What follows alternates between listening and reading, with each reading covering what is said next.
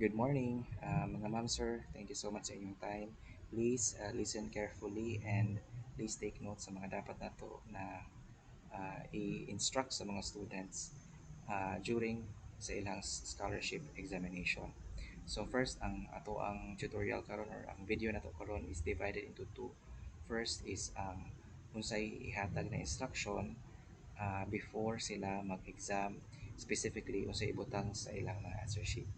Second na part is kung sa ato ang buhaton as mga lecturers or nag-facilitate sa exam, unsay buhaton nato after mahuman ang ilang exam, unsa mga instructions na ihatag sa ilaha para mas mapadali ang ato ang pag-check sa ilahang mga questionnaires o sorry sa ilang mga answer sheets o mapadali ang ato ang trabaho.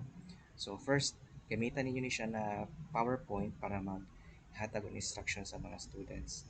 Ako ni siyang is ihatag sa inyo ha later. Repost na ko ni sa to ang GC or if ever wala mo ani kapuya na mo mangita, i-chat lang ko ninyo para masendan ta mo sa inyo ang ah, messenger. So first, ang proper shading instruction kabalo nakita ani naga-focus ni siya sa atong answer sheets.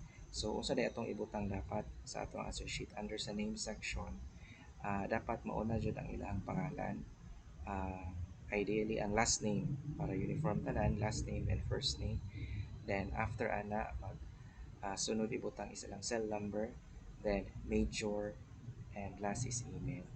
Then sa ilalom is ang ilang school, complete name sa ilang school o kung asa sila kini nga branch kay sometimes na one school na asa day branch like UNAM, na UMA, na Ipanabo, Digos or something like that. So i-make sure na to nga mabutangan po na nila.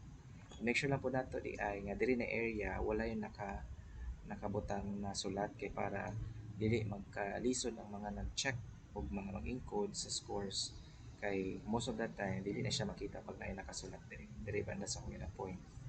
Ayan. Next ana isang examine ID number. Mo ni ang pinaka problematic jud sa tanan kay dili ko sure usay problem last nato na mga schools nga naon nag-exam but akong i-instruction siya nakaron with video para dili kita mamali. Sa examining ID number, na siya 6 digits or 6 blocks. Ang question, asa na nato kwaon ang ilang examining ID number. So, mangutana mo daan sa ilaha sa mga estudyante kung naa ba sila dalang mga ID sa ilahang pag-agto sa to ang scholarship exam. So, kumuha na sila na sila dalang ID tanan. Perfect. Kadalasan ilang ID para sa ani sa MSU, nanay number sa ilahang naka-print. So, ihapon na ninyo kung pila ka book. Actually, it doesn't matter as long as it's over 6 digits kaya need 6 digits lang man atong needed. So, in this example, ang ID sa estudyante is 2019-3304. So, ang buhaton na nato, ingnan lang nato jud ang mga students na ang ilahang examine ID number is ang 6 digits, last 6 digits sa ilahang ID number. So, in this case, ang ID number man sa estudyante is 1, 2, 3, 4, 5, 6, 7, 8 kabuo. So, i-disregard lang nila ang 20. Then, muna na ang ilahang last 6 digits. So, ang ang tama na pattern is mag-start jud siya sa right. So, instead, in short, mag-start siya sa 1933304.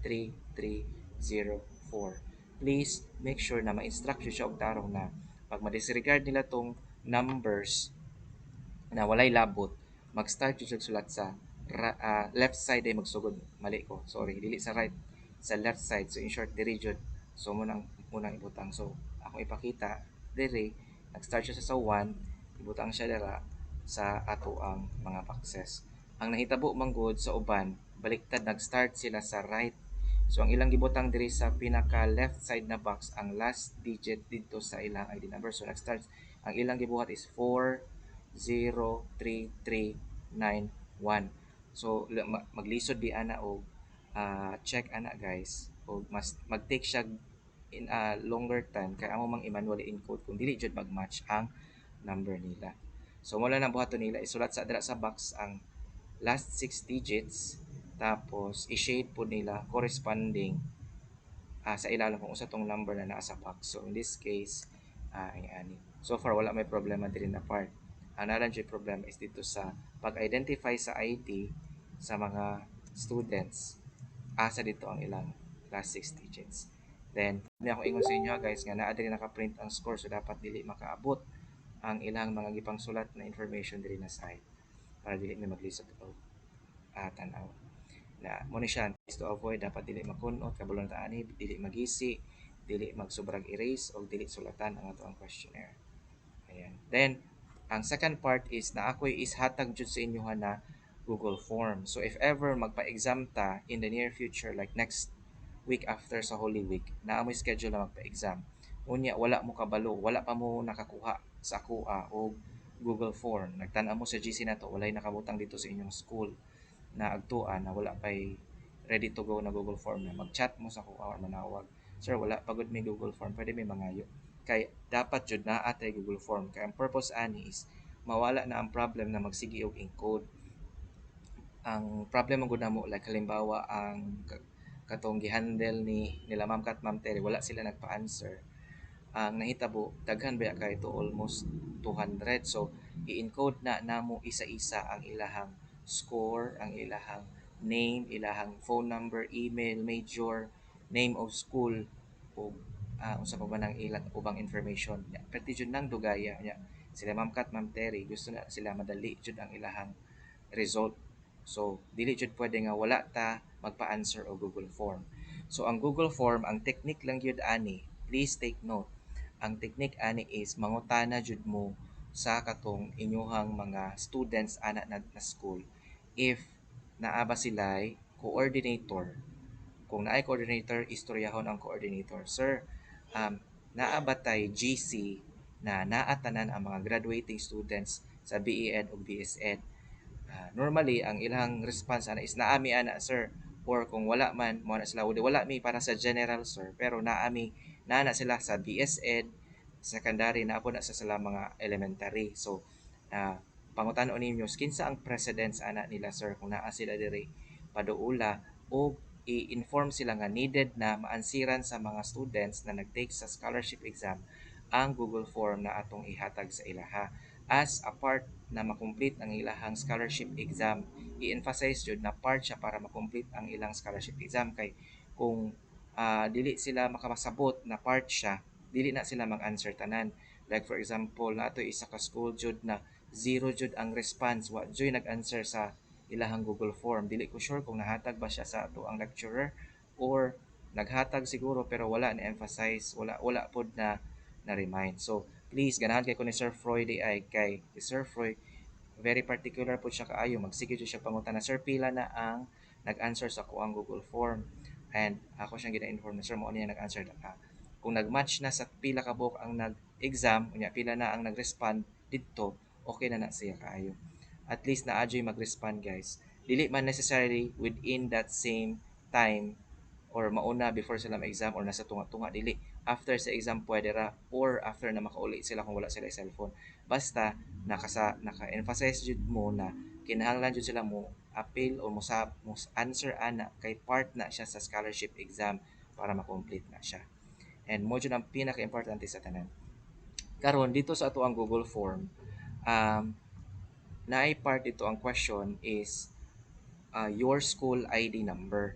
Ang akong advice na lang jud ani kay basig ang uban sa tuwa ang nag-ingon or di ko sure kung naay nag-instruct na ang ibutang didto is ang last 6 digit na inyong gi-shade didto sa inyong questionnaire sa inyong answer sheet.